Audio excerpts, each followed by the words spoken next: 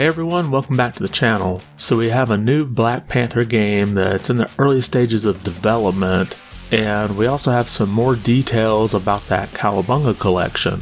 We have those topics and more to cover, but before we get started, if you like this video, be sure to give it a thumbs up. And if you haven't yet, consider subscribing and hitting that notification bell so we can keep you up to date with all the latest gaming news. Now let's get started. First, we have this headline from VGC. EA is reportedly making a single-player open-world Black Panther game. Now, according to the podcast Giant Bomb, this title is in the early stages of development, and it's being developed by a new studio that's headlined by an ex-Monolith VP, Kevin Stevensons, and is published by EA. Now, in that Giant Bomb podcast by Jeff Grubb, we have this quote here that says, "It's a single-player game, it is in its very early development, and the game starts with Black Panther being dead. The player is going to take on the challenges of becoming the new Black Panther, and that seems to be the setup for the game." Now, since this is in the very early stages of development, it could be 3 years or more before we see this game come out, probably coming out toward the end of the lifespan of the PS5 and Xbox Series systems. Now, we saw EA handle Jedi Fallen Order pretty well, and that's another single-player experience, so I'm hoping that this turns out pretty good, and if you're a big fan of the Black Panther franchise, you've got this to look forward to. Next, and something that I think's a bit of an odd decision, we have a headline here from Games Radar. Halo Infinite Campaign Co-op won't have online matchmaking. Xbox suggests just using Discord. Now, I thought this was a little bit of an odd decision. Perhaps it might be to avoid conflicts where people quit on you or someone berating you for not being good enough. But in the Games Radar article here, they have a statement from Microsoft that says online matchmaking will not be available with Final Co-op. We encourage you to continue to use the Halo LFG and the new Discord voice call features on Xbox to find players to party up with as you continue playing the beta. And maybe I'm just reading too much into this, but let me know what your thoughts are in the comments below. Does this seem odd to you, or has this pretty much become standard in most of these first-person shooters? And this past weekend was the San Diego Comic-Con, and we had some more information coming out about the TMNT Cowabunga Collection. We've got a headline here from Go Nintendo. TMNT, the Cowabunga Collection, to include interactive strategy guides, screen borders, and much more. So there's been a lot of footage that's coming out from the San Diego Comic-Con, and Go Nintendo kind of correlated some of the information that they've found out about this game. The game will have an interactive strategy guide for every game, and they're removing the sprite flicker and slowdown on the NES, which I think I pointed that out in one of my previous videos.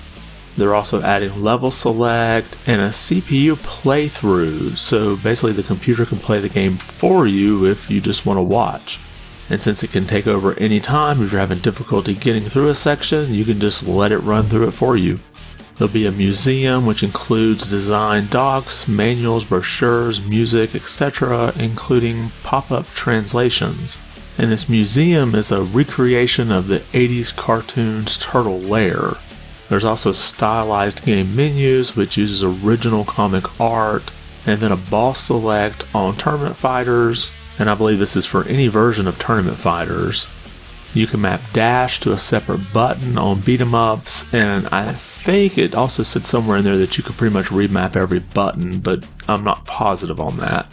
There's also now a nightmare mode, which throws a ton of enemies at you for the arcade games. There's also various screen borders and multiple filter options. Now, one interesting note not listed here is with the online manual, it'll also include the cheat codes for the games, and yes, that includes the Konami code. So I'm really looking forward to this when it releases on August 30th, and I've already secured a pre-order for the physical edition. But let me know what you think. Is this something you're looking forward to? And if you are, which system do you plan on picking it up for? And we have another leak for a game that we talked about a few months ago, and this is coming from PlayStation price comparison site PS Deals.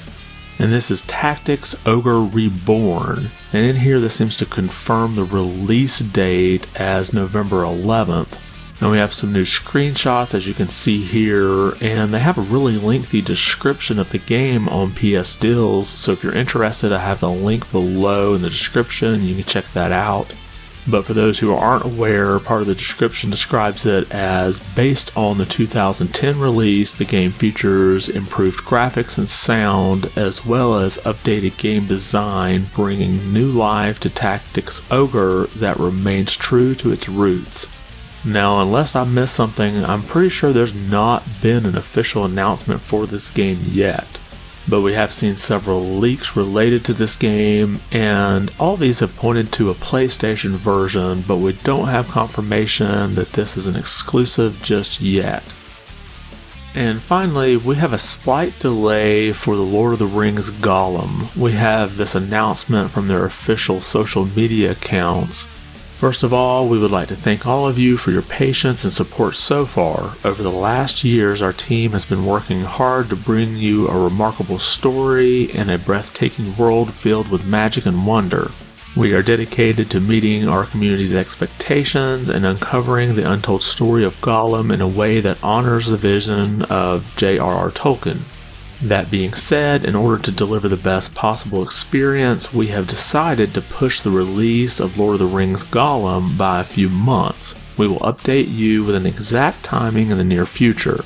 And then they add, we are grateful for our passionate community and we cannot wait to share this unique adventure with you soon. So they just say here that it's going to be pushed back a few months and we don't have an official release date yet. But I'm guessing they're probably going to try to aim for November or maybe early December at the latest to try to make this out for the Christmas shopping season. And I am looking forward to seeing how this game turns out. It is going to be an action-adventure game, and it's going to be following Gollum before the events of Lord of the Rings. And that's all we have for today. Did anything we cover catch your attention? Is it unusual for a co-op portion of a first-person shooter to not have matchmaking? And what is your favorite game in the Cowabunga Collection? Drop a comment about those topics or anything else we covered today. I want to thank you for watching and be good.